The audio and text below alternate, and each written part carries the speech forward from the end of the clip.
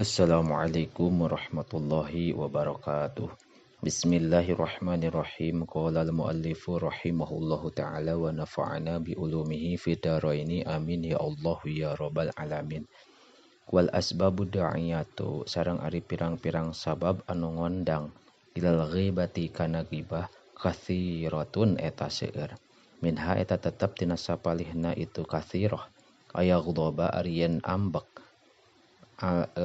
jalma ala ahadin kahiji jalma wa yuridu sareng ngamaksud ieu jalma ayashpia kana muaskeun ieu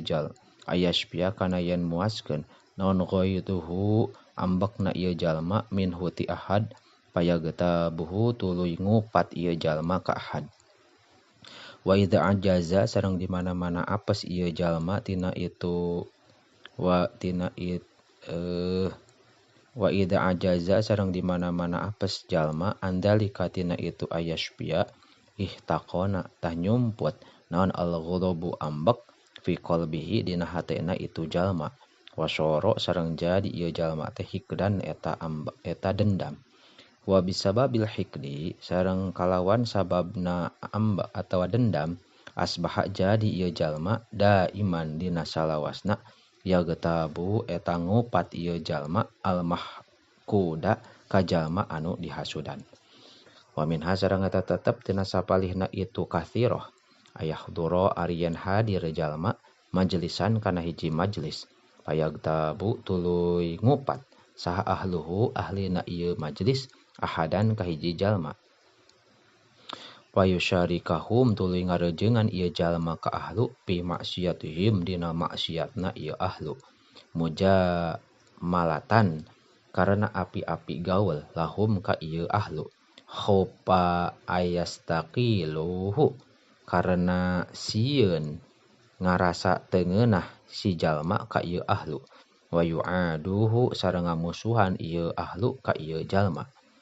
lau angkaro lamun ingkar ieu jalma alaihim ka ieu ahlu au faraqo atawa ninggalkeun ieu jalma majlisahum kana majlisna ieu ahlu wa min hasarang eta tetep tina sapalihna ieu kathiro al kibru ari gumede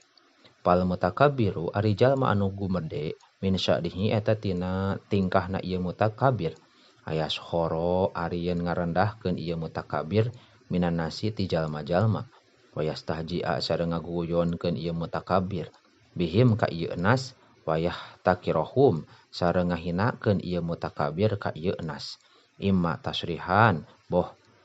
sacara jelas wa imma bi ta'ridi atawa sareng boh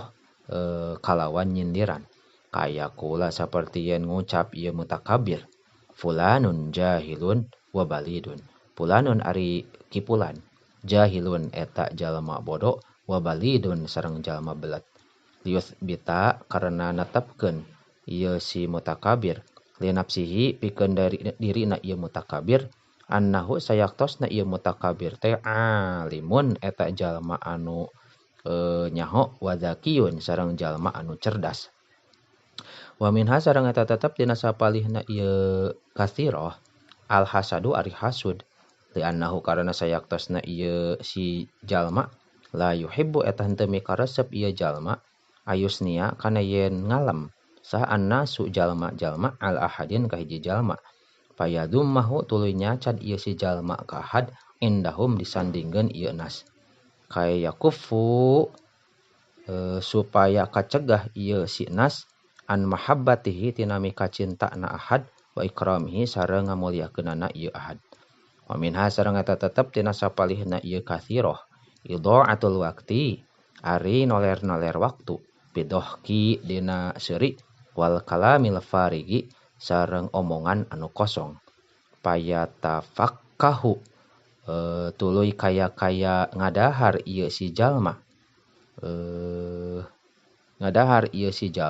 bi a'radin nasi kana pirang-pirang kahormatan jalma wallahu a'lamu bishawab.